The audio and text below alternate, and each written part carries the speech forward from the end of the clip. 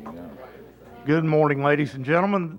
I'm Dave Crouch, and this is the Public Affairs Roundtable, brought to you each month by the Williamson County Chamber of Commerce, affectionately known now as Williamson, Inc., and with the help of WCTV and Vanderbilt Health. So we appreciate your being here. Our guest this morning is County Mayor Rogers Anderson. Mr. Anderson, good to have you with us this morning. It's a pleasure to be on the show.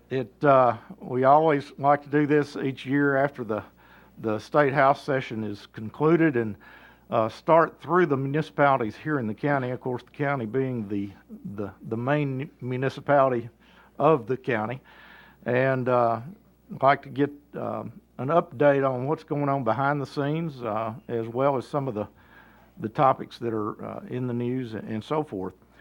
It's about that time of year when y'all start putting a budget together.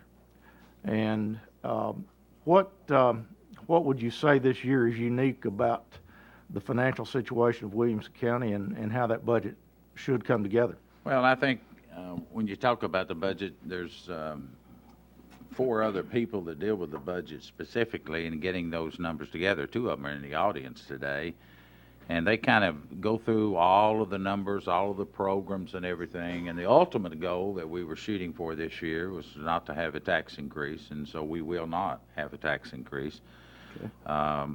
The tax rate will remain for the unincorporated area at $2.31 a hundred, and it's been that for several years. But as the information that I shared with you, our county continues to grow. Our county continues to flourish and develop. From a school side, I guess there's several ways you can look at it.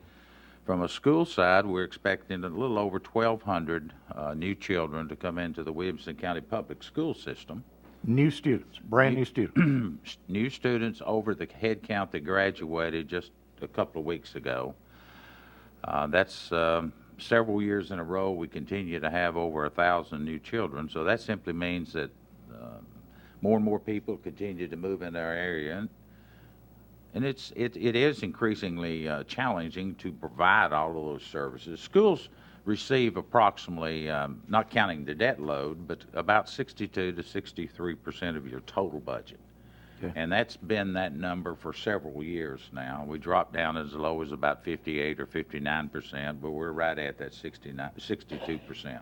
Right. Now, I was reading a report by one of the major national home builders yesterday, and they have somewhat shifted their focus to target the senior living communities. Now, have you ever, as a county, thought about doing that so you don't have to educate more kids? Well, that would be in my neighborhood.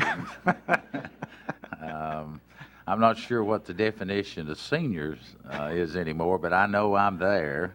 And we have looked at that, and we do have, it's a lot of data that comes out of the CVB and Williamson, Inc., showing that one of the fastest growing areas that we have in our men and women that move back to be with their grandchildren and be around their own children.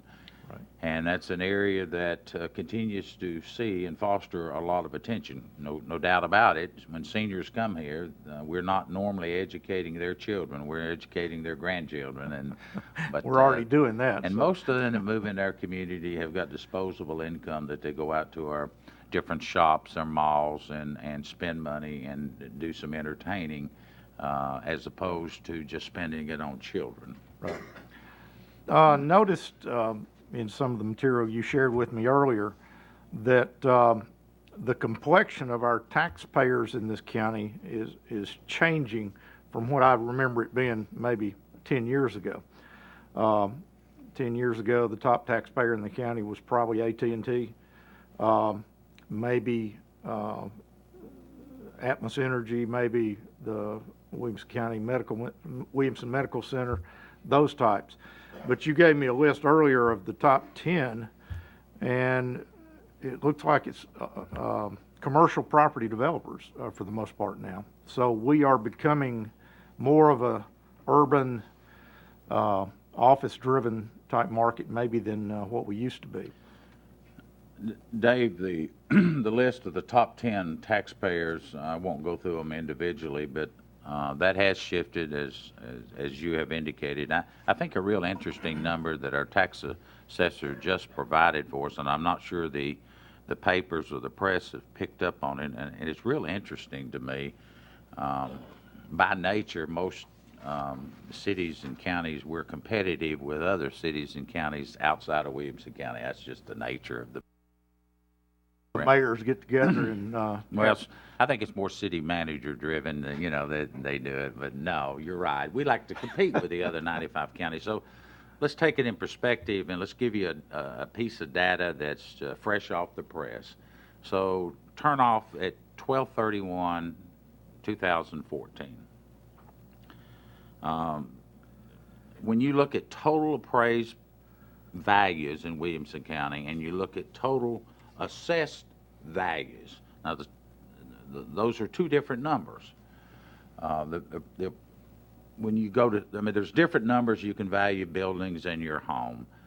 There's a market value, there's a selling value, there's an appraised value, there's an insurance value, many, many things. But one of the things that we use to base our tax rate, that $2.31 on, is trying to come up with a total appraised value.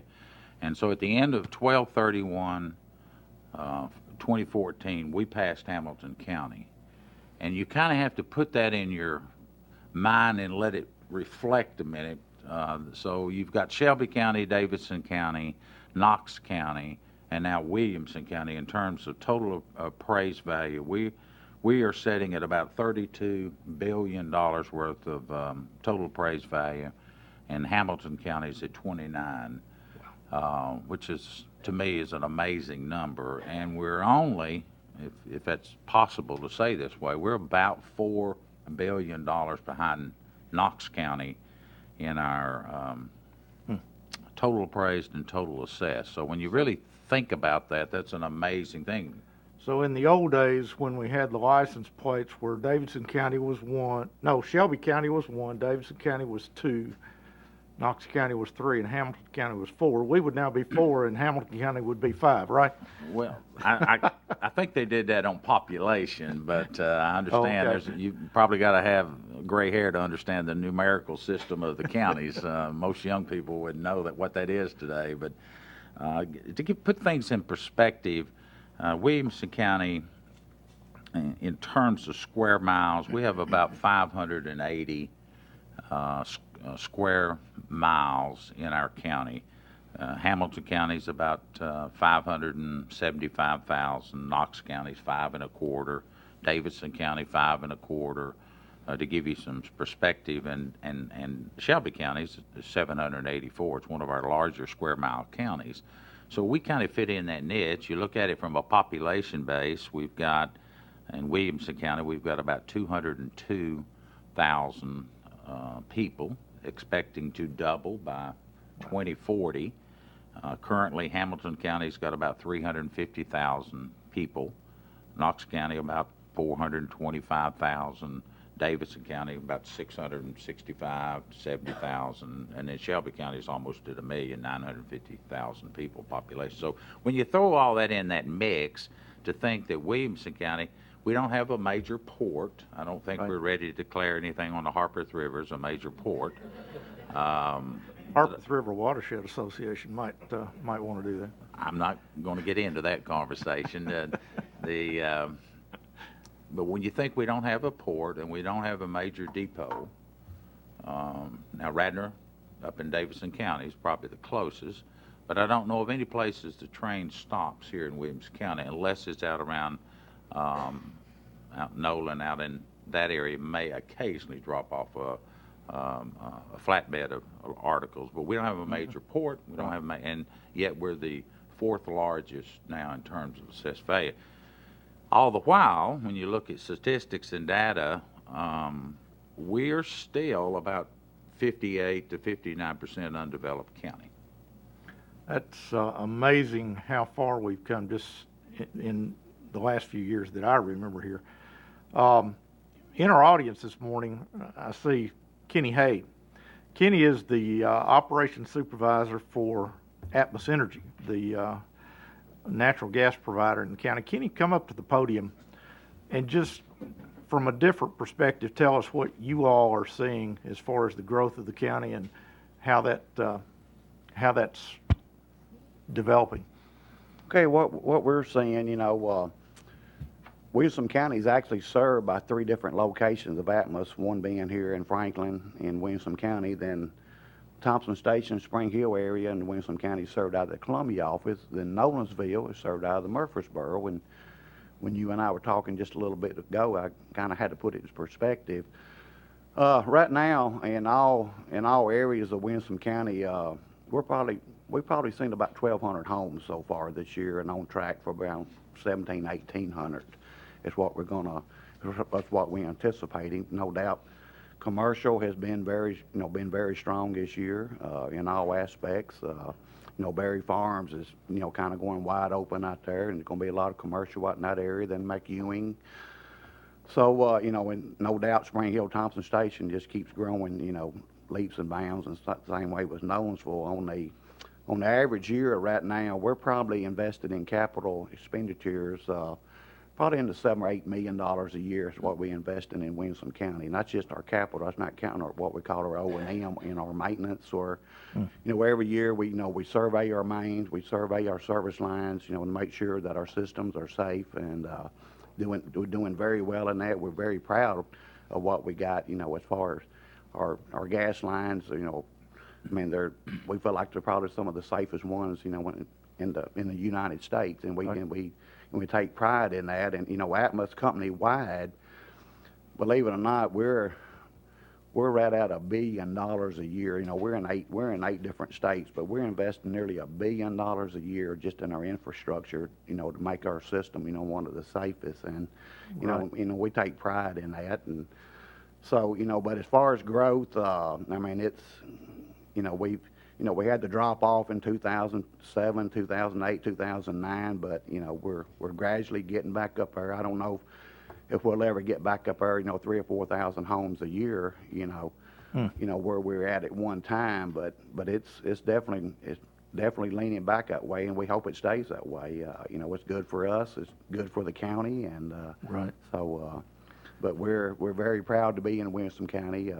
We have a great working relationship with Mayor Anderson and all the county, the county road superintendents and the sheriff's departments, and so we take pride in that, and it takes all of us working together, to make this thing work. So That's exactly the point I was trying to draw out from Kenny, is that there are so many people behind the scenes that it takes to make all this come together.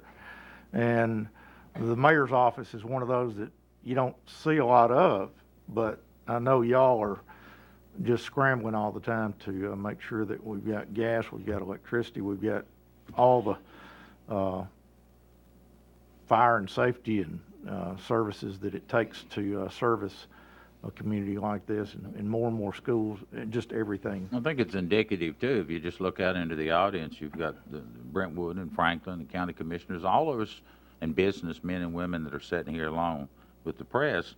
But, Brentwood and Franklin both account for a vast majority of those values that you have in your geographic county of 580 square miles. Franklin is broken down in several segments, and they're certainly the leader, but Brentwood just knocks on the door. And there's competition between those cities, but we all have to learn to work together and play together in the sandbox.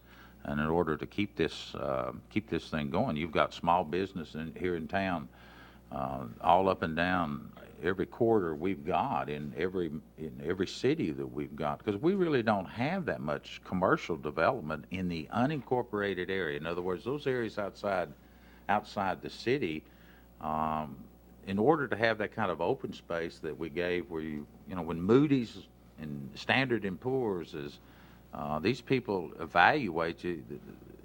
They're looking for what's your growth pattern, how can you grow, do you have a willingness to grow, do you have a willingness to tax, how do you handle your tax base, what have you got into bank. Kind of sounds like going to get a home loan or a car loan. They pick you apart, just like any commercial business does. If they have to borrow money, and most do. They want to know you've got good, strong financial. And fortunately, in Brentwood and Franklin and Williamson County, we're all AAA rated, either Moody's or both Standard & Poor's and some of the other rating agencies. And it's so critical that you have money in the bank to be able to do the things that we do. And when people come here and firms come here, it's important that we show and display this unity. Now, we may argue and disagree behind the scenes and figure out how we're going to pay for all of this, but at the end of the day, you've got to you've got to throw yourself out there in the best category that you can, because you are competing. Our biggest competitor may be out of state, may very well be Austin or Charlotte or some of those cities. But some internally, we may be competing with Wilson County and Davidson County and Rutherford County, all fast-growing communities that all want a piece of that action that commercial businesses have and bring to town. Now, you mentioned earlier that the county issued some bonds yesterday. We still got the AAA rating. That is solid. And in some of the paperwork that was associated with that, they mentioned the tax base, the $30+ billion in taxable real estate we have in this county now. On a per capita basis, it says it's about $155,000. That means for every man, woman, and child, there's about $155,000 worth of real estate. Is that the way that breaks out? I'm not sure how Moody's rates all that. I just know it was good, and they gave us a good rate. My job's not to try to figure all that out. Stevens gave us the $18 million. Yes. That's the bottom line. For those county commissioners in the audience that served on the budget committee and they're watching this show, that we did sell $18 million, and then we sold some general bonds and some rural bonds, and the combined rate was around 3.02, 3.03 for a 20-year note. I know all of us would like to be able to borrow that kind of money, but the other side of that, if you're in the banking industry, it's probably not going. You're probably not going to make a lot of money on your money personally for the next 20 years. I know Brentwood and Franklin, they issue their debt, but we borrowed yesterday because of that financial rating about 3.02 on some $35 to $40 million worth of schools. 3%. For how long? Well, 20 years. That's a pretty good deal. Well, we continue to grow. Many of you in the audience know that we've got 2 new schools under construction. They will be open in August of 2016 over in the Nolensville area. That side of I-65, in between 65 and 24, is a growing area just like the Springfield area. So just in the last 6 or 8 years in Nolensville, we've opened up a K-8 school called Sunset. You converted an old elementary school, Nolensville Elementary, brought it online, took the old elementary school that we had, made it a parks and recreation facility, took it, and now we've got a new high school. I don't remember the name of the new high school. Maybe somebody here could yell it out. So in our county, I moved here, family moved here in 1980, and you had Fairview and Franklin and Brentwood, and there's a whole bunch of schools just driving across the county in the yellow buses playing each other on a Friday and Tuesday night, depending on what sport, and I don't see any end in sight in that. Well, if you have 1,200 brand new students a year on top of what you had the year before, year after year after year, that's almost a new high school a year, isn't it? Well, we start planning at about, the schools start preparing their numbers and start letting us know they're going to have a school at about 800 children. Unfortunately, they don't come in packages of 25 to a classroom. They come in ones and 50 different age groups. So yes,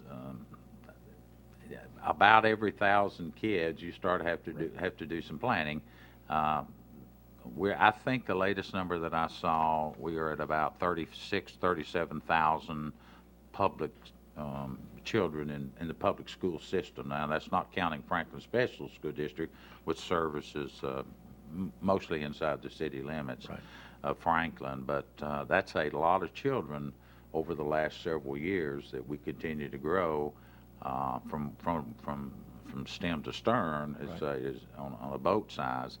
And there's no place in our county that's not that I know of, it's not growing. But the Right. growth that occurs, which presents the traffic issues, I see the representatives from Nissan, they like those car sales, but they may not particularly like all the traffic issues goes with it. Those are inside your cities, and that's by design. Right. For this whole county. The cities have their very rigorous format that the developers and residential builders have to meet, and the county has theirs. But we just don't have that much commercial development in the county, and I like it that way. Right. Let that growth occur inside the cities. That's where the services can be rendered, and we have to figure out how to work with our city partners. Right. Transportation is a major issue, and it will be. We just, to get from point A to point B is a very difficult thing, oftentimes from 7 in the morning till about 8:30 in all of our city corridors.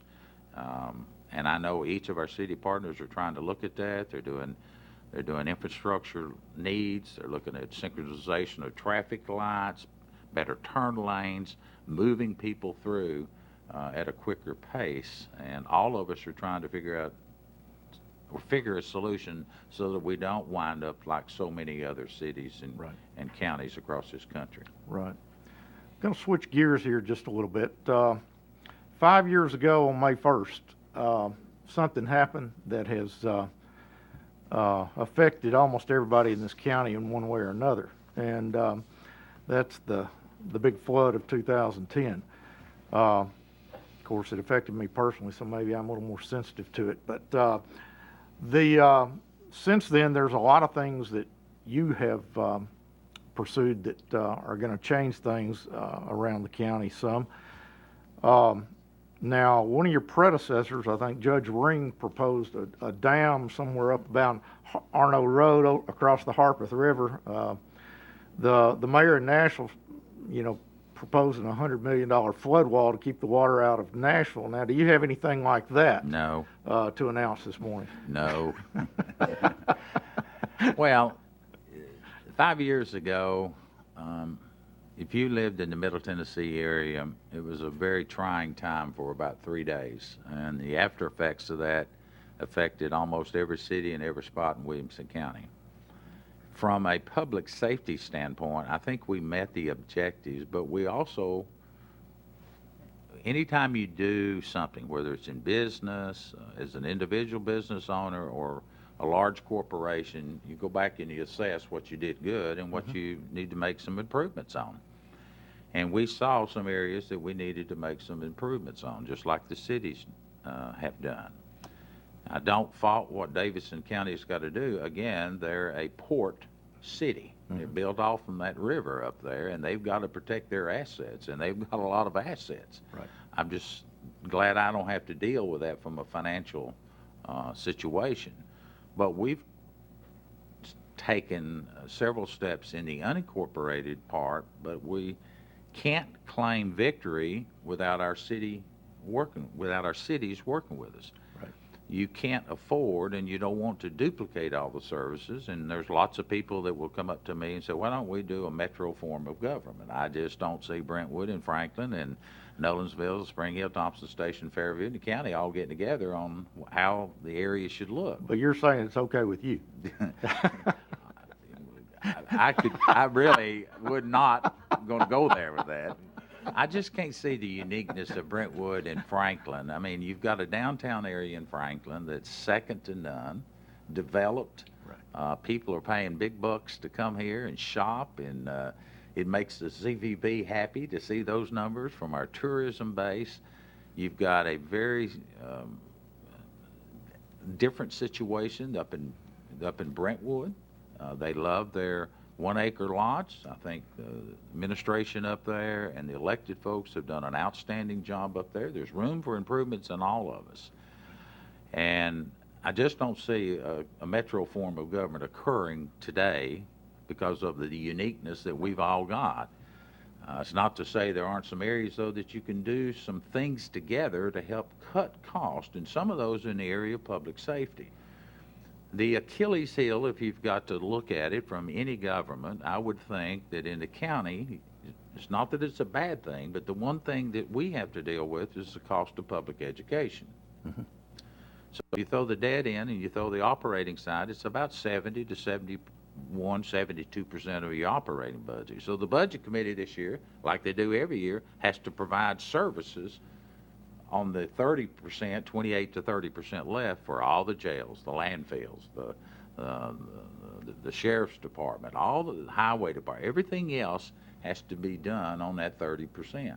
Right. The cities, I think if you asked most of the cities, they would tell you their largest consumer of resources may be public safety and the infrastructure that they have to buy.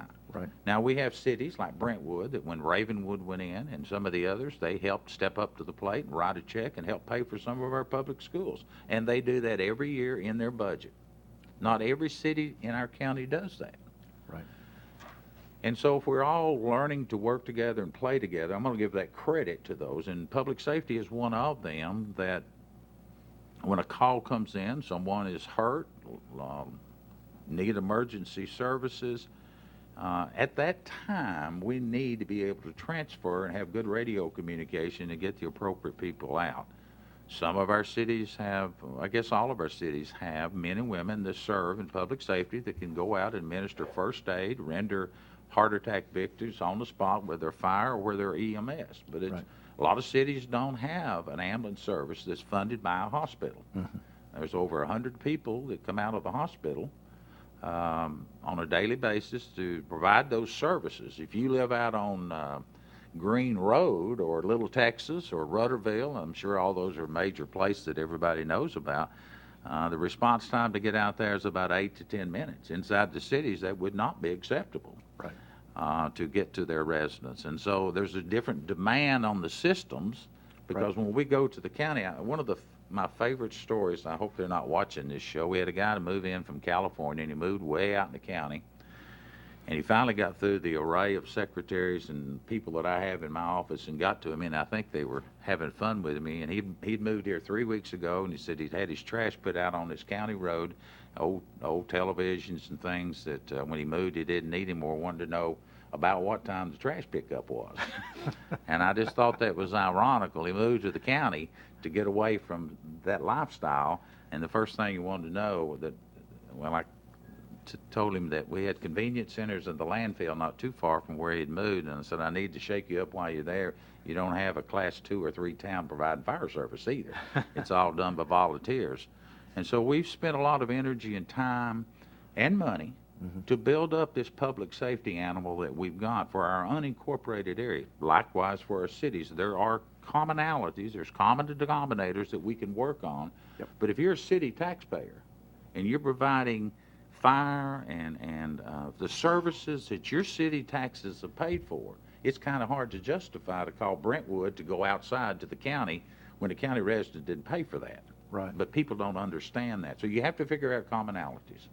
One thing just glancing over a list of the county departments and so forth, you've got a Department of Public Safety, and I think you've got a new headquarters currently under construction for them, and then you've got an emergency management agency. What's the difference? Emergency management by Tennessee Code annotate is a function of county government. Now, that's not to say Brentwood, Franklin, all of our cities don't have somebody that deals with that. But if all the chaos in the world broke out, you've got one person that the state and the feds recognize as your common denominator that gets things done, and that's currently the EMA, the Emergency Management Director, which is Mac Purdy.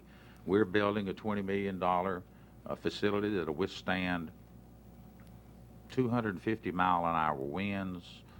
I forgot how much on the Richter scale for an earthquake. And it's a structure that you can go to for protection for your people. Now, you'll be criticized. You will be criticized spending that kind of money. But at the time of a major event, you've got to have men and women in that room that can run the different department to get out to save lives or for rescue. And, you know, I disagree with the federal government from time to time, just every day, I guess. But one thing that I can never go to sleep at night knowing that our citizens and residents, and I know our county commissioners feel that way. We may argue about how much does it cost, right, but you've got to provide a place that's safe. Mamas want to know that their children are safe. Husbands want to know that their wives are safe. And I want to know that all these folks can have proper ambulance and fire protection and safety. And so this facility will have the sheriff in, it'll have the emergency management, Brentwood, Franklin, all of our cities will be able to come and see this coordination of effort. It is, as a city and a county grows, we're number 4 now, and we can't think like we were when we were way back in the 60s with 30,000 people. And sometimes that's the challenge, to push that envelope out there. As a business grows, they have growing pains. The county has growing pains just like a small business or a large corporation. You would think Nissan never has any financial woes, but I bet Chris would tell you different here this morning, trying to figure out how much money they need to be, where they're going to grow, how do they make the electric car do this, how do they cut on this, et cetera, et cetera, et cetera. The same issues that deal on the business side, we deal with the public side. So it's important that we shore up our law enforcement, work with our city partners, and vice versa, and we do a good job of that. Now, how does the rescue squad fit into all this? Okay, if you live in the unincorporated area, I've already, cities are not, they're going to respond in terms of emergency when they're asked. But the county resident pays for that fire protection in the unincorporated area. So the rescue is made up of men and women that are volunteers. They're in your community, at your church, your neighbor has decided that when I come in, I see some of them out here, there could be a executive from Verizon, or they could be someone from in that, like Atmos. There's somebody in there says, I want to make my community a little safer, and so I'll go through training. And so we provide the buildings and the equipment, that we being the county government. We're now providing training for these men and women. If you're going into a structure or a house fire, or you're called upon to go into something else, you need good equipment. You need to know that equipment is operational. You need to know that equipment is safe for you. And you need to know that when you go in, you've got a great chance of coming out on a fire structure. Same elements the cities do. Great example of a partnership. Unfortunate as it was, August of last year, when the transport truck hit the pillar in the middle of the interstate on I-65, we all remember that, eventually had to close the bridge. There was a life lost. I do not mean to downplay that in any way. Right. But out of that came a partnership that Franklin identified with the county, and the county did with them. Law enforcement's out on the scene, emergency management's out on the scene, Brentwood, everybody would respond to that because it was critical. Right. It was even more critical on the east side of I-65 because all of a sudden everything was cut off from Highway 96 down to 840. If you didn't know how to get around the back roads for an ambulance, and they do, but a lot of people don't know how to get around on these back roads where you live, Dave, and I live. They're 2-lane cow pastures, 24 feet and under. Right. And they're not designed to handle heavy traffic. Right. So the bridge is gone. How does Franklin get down to Ladd Park that's inside the city? That community is about 350 to 400 now, just exploded out over the last couple of years. Right. The fire rating for Franklin is a 3, but without a bridge, it drops off the radar. And so we opened up our doors. The county said, let us work with you. So we told Kenny Wallace out at the Ag Center, said, Kenny, I know this is going to be disruptive to you, but you just got to open up your facility and let Franklin have a little piece of the action. We're going to put a station there. We're going to put an ambulance there. It's going to be temporary in nature. Well, as soon as they went out there, there's no way Eric Stuckey and the mayor, Dr. Ken Moore, could ever take that away because automatically the folks in Ladd Park and that whole area, they felt safe and secure. Right. So they came to us, said, how about a place on the Ag Center?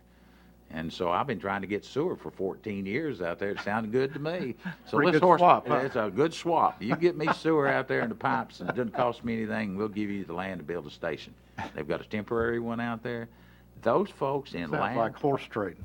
It is horse trading, and there's nothing wrong with it, as long as the auditor doesn't catch you at it. But at the end of the day, Franklin's fire rate is at a 2. Is it I think it's a 2 or 3. You only have one fire classification in the state that's 1, and that's Columbia. And that's just amazing to me how they're able to do that. What does that mean to those folks in Land Park? Each one of those homeowners will save $350 to $600 a year on their rates. For Franklin and for us, it's just another cost. And you don't go knocking on their door, but that's how your volunteers work, and they have the same stiff requirements to go out there and save a life and put out a fire. Interesting, the rescue squad, one of their main things now is from Triune to Thompson Station. That's 100% in the unincorporated area of our county. There's no cities that respond to that at all. It's all unincorporated. So every time there's a truck overturned, every time there's an accident, it's the sheriff's department, it's the volunteers that have to go out there.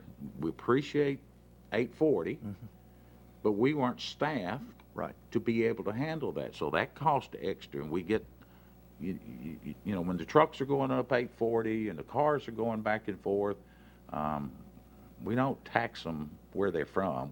Not a bad idea, but we could never catch up with them. It's a nice speedway out there right now. We are making good money on that. Let me respectfully make one suggestion for this new public safety center, is that they accumulate a database of all the houses in the county that sit in maybe the 500-year floodplain, and have a robo-call system so that when we get 6 or 8 inches of rain or more, that they alert these new people that are moving in here to these houses that don't know they're in the 500-year floodplain to the fact that there may be some flooding, because I know last time I had lived by the river long enough to know what was going to happen once we'd gotten 12 inches of rain, but most people didn't figure that out until it was too late. So. And we do have a system that we use. The new way to do things is through texting. Yep. We are not set up for that. As more and more people go away from the phone that you and I grew up with, not the rotary dial. More and more of us are getting away from that. We're going to cell phones. A lot of our cell phones are purchased from major corporations from maybe Atlanta or St. Louis, and when you dial in 911, we don't always have the best way to find you. We can pinpoint your home phone. I always make this statement. When my mother was alive, I never wanted to take out the home phone just in case when I wasn't there that she could pick up that phone, and 911 knew exactly where that phone call was coming from. As our cities and counties understand, and our 911 centers, it often takes a little longer. If you bought that mass phone, you had it mailed in from St. Louis, there's ways to get there. We just don't have all that technology to be able to do, and I think it's called enhanced 911, and being able to peg those exactly where your child's at, or you know, if you're going through the computer. All this technology is wonderful. But in times of emergency, that few seconds make a difference. So, but I do agree with you. We are pinpointing that. We're doing a better job of that. But there's a lot of people that we start doing flood maps. First thing they've said, don't take my land. I can't sell it, because land values are pretty good in Williamson County. Pretty sensitive to that. They are pretty sensitive to that. Let's take a few minutes and see if any of our audience has questions that they would like to pose to the mayor. We've got a few minutes that we could do that, and we'd like for you to just step to the podium, and if you've got any concerns or questions that he might be able to shed some light on, we'd love to have you come forward. And if you don't step forward, I'm going to start calling on a few folks and have you come up and shed some light on things that I know you know about. Mr. Bednar, why don't you come up and tell us a little bit from Brentwood's perspective, what you're seeing as far as growth in Brentwood, and we're going to drill down into that a little deeper here in a couple of months, hopefully. But how does the county and the city of Brentwood work together on some of these things.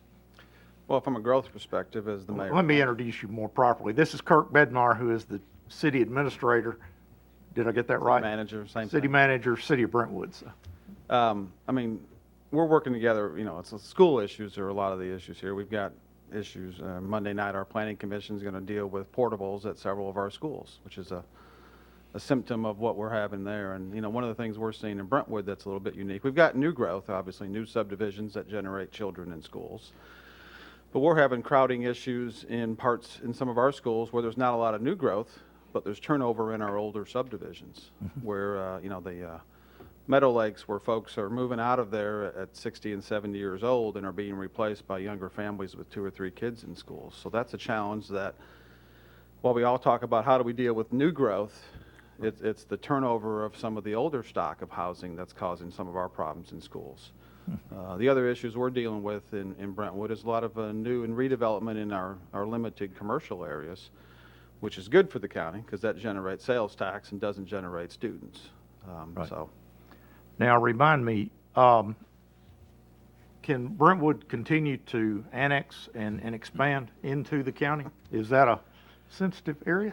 well, there's a lot of been changes in the annexation laws at the state level. So technically, we still have an urban growth boundary, but obviously annexation these days is all by owner consent, not by city initiative. But the reality is, I think in Brentwood, and Franklin's probably a little different, is that we've got enough to handle infrastructure-wise within our existing city limits and the current development. I don't think there's any great emphasis or need for the city of Brentwood to be out looking to annex property, because it would generally be residential related. Right. And again, we've got enough going on, and that just adds to traffic, it adds to schools, it adds to sewer and water demands. Right. I think all of us, Dave, and I'll put Kurt on the spot, the issue is how do we deal with the growth, and let's break it down then. How do we deal, growth in itself is not bad, but how do we deal with that transportation issue? How do we get from point A to point B? How do we get around? I doubt many people in the audience this morning carpooled. They probably all drove their own individual cars. They have to be careful because, car sales are important to us in this state and to our manufacturing. One of our largest employers is Nissan, and of course there's some competition for Nissan and a little company called GM, and then there's Toyota, and all of these car manufacturers, they make a living by selling automobiles. Mm-hmm. But our bus service is almost non-existent. Nobody wants to give up their private passenger automobile to get from one point to the other. We have some limited bus service through the TMA and through some bus lines out of Nashville. So for the next several years, we've got to make some serious concentrated efforts in trying to deal with this animal called transportation. It was interesting. I was talking to a couple of ladies this morning as we were sitting outside, and they actually got here earlier and said, there really wasn't much traffic when the schools aren't in. And that's interesting that you observe that. But by the same token, wonder why that is. Well, we all like to I have my son sitting in the audience, and we used to live directly across from Franklin High School. And him and his brother and sister, of course, I didn't have any control over them then any more than I do today, but they wanted to drive across the street. They could walk and get into the school, as opposed they'd rather go out into that traffic and park a quarter of a mile on the backside of the school to walk back into the school. And I just chuckled at that. But it didn't take them long to figure out I could get to school earlier.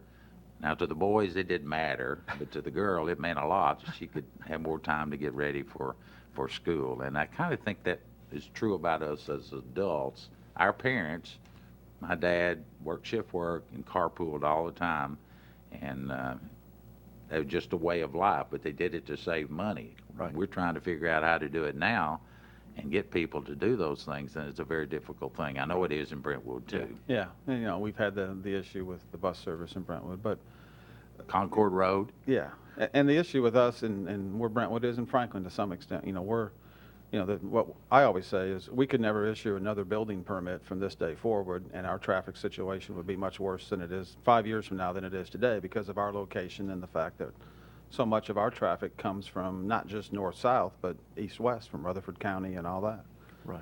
And, if you look around Cool Springs, nobody, I hazard to guess, maybe other than a few city officials could ever tell you where the city limits lines are around Cool Springs between Brentwood and Franklin. So that traffic, doesn't matter where you work or where you live, that traffic affects both of us.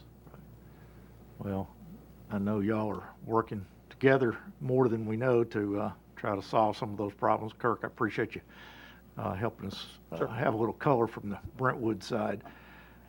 Probably going to get in trouble for this one. Chris Zarka, how about stepping up to the podium just a minute?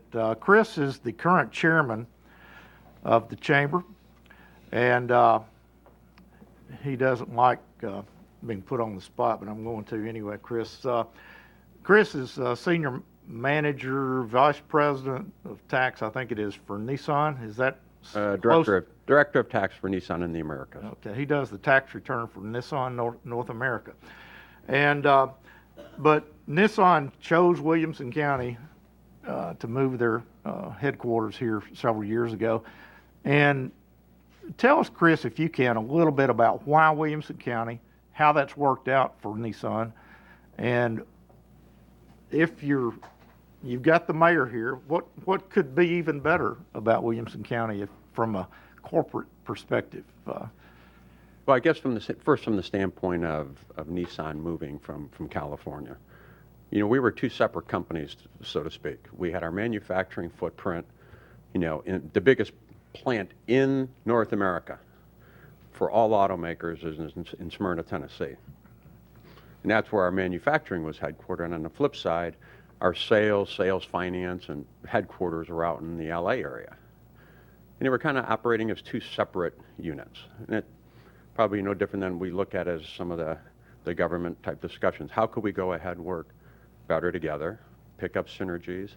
So when they were looking at cost of living, quality of life, I mean, I think with all of the studies that companies will go ahead and location, it made sense for us to be here. No different than there's another company that's decided on Texas to do that, but they have no presence in Texas at this point in time for the most part. But then they chose for a different reason, different location. So from our side, we combined a lot of folks here in Williamson County because it's a great place, to live, work, play. The quality of life was a significant issue, the cost of living. And I guess I would go ahead and say from the standpoint of the folks that I know that moved from California, very few people move back to California. And very few of them, as they're retiring, and they have children out there and grandchildren and so forth, they're figuring they could pay for airplane tickets to go back and visit. They've really chosen this is the place they're gonna call home for the duration. That's interesting. What else were you interested in, Dave? Just how did Williamson County government, how did the government play into that decision? How has it worked out? What could the government do to make it more attractive to a corporation like Nissan?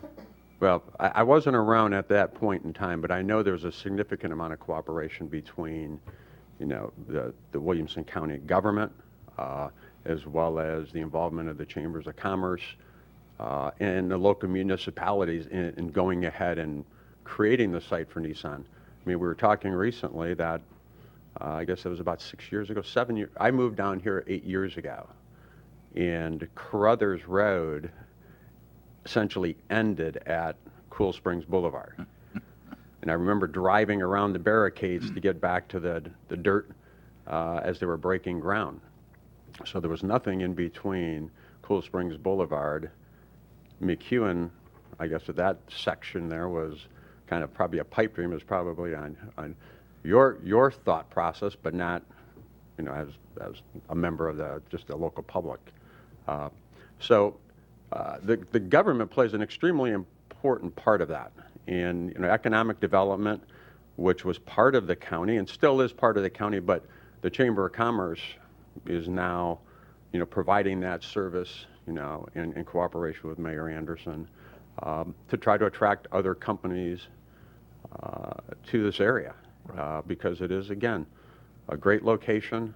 in a very willing relationship between the local community and businesses and creating that environment. It's interesting you say that. I'm looking out in the audience and you see Mr. Andrews with Andrews Cadillac. They're here, small business. I mean, got a lot of employees. I'm not sure how many you got. How many of y'all got now? Oh, about 110. Now, 110 people. That'd have been a major deal. And so when Nissan came to town with their 1,400 jobs, and I remember that, and it was probably driven by the president of Nissan, Mr. Carlos Ghosn, a brilliant man, and meeting with, at that time, the governor was Bredesen, Governor Bredesen, who was probably one of the strongest business governors we've had in the state of Tennessee in a long time. A lot of Republicans liked Democratic Governor Phil Bredesen behind the scenes, but he was we did want Nissan, but look what Nissan has brought to town since they've been here. All the trickle-down services that are provided to them. It helps all of us when you can. I look in the audience and you've got Verizon represented here. This is a major stay for Verizon. They brought a lot of jobs here and Healthways. I mean, I can just sit here and name them all. Tractor Supply up in Brentwood. That's certainly no slouch of a company. If you bought stock in that, you've done pretty good in the last 20 years. And those are the companies that we're going after, those headquarters and regional. CHS, we lost a big one. It went to Davidson County, and boy, I don't like that.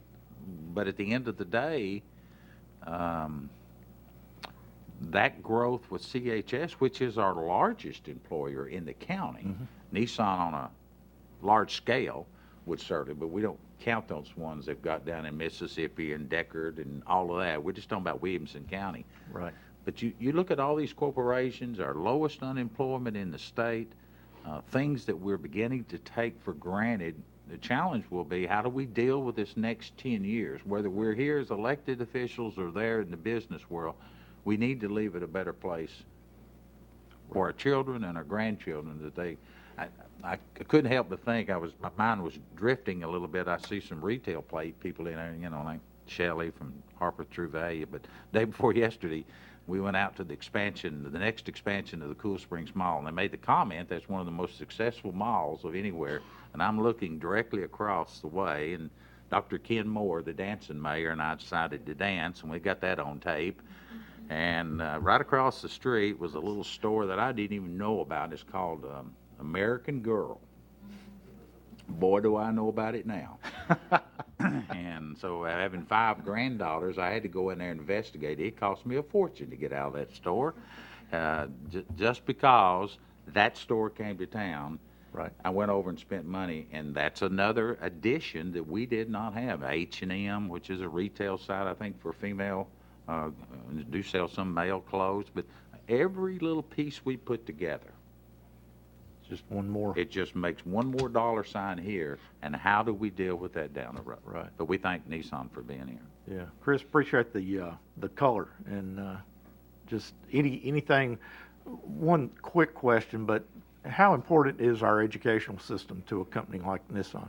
Oh, it's extremely important. I mean, the population that's in our headquarters building, the significant majority of those folks are college educated, advanced degrees, and correspondingly, what are they looking at for their children is the education. So, we have folks that, located in other counties, but the vast majority of them ended up in Williamson County. And again, that was an attraction for the company, Right. Because at the end of the day, if you take care of the employees, from the standpoint of providing those opportunities, it's going to take care of their families and, makes for a better workforce and a work-life balance and, Right. and knowing that you have good, strong schools. So. Great. Appreciate that color.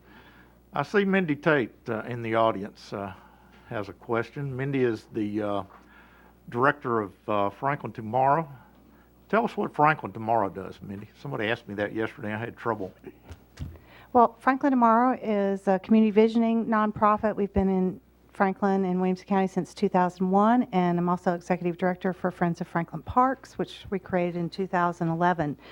Some of the conversation in the last few minutes with Chris and earlier, you've talked, Mayor Anderson, about cooperation among local government here and local government leaders, but you've been a real leader along with Mayor Ken Moore and others from Brentwood in a regional approach to leadership, the Mayor's Caucus, the MPO, and there's an election in Davidson County, metropolitan election that none of us have a vote in probably, but it's a very important approach. It will have a very definite impact on the regionalism approach that's been evident in business as well as in government.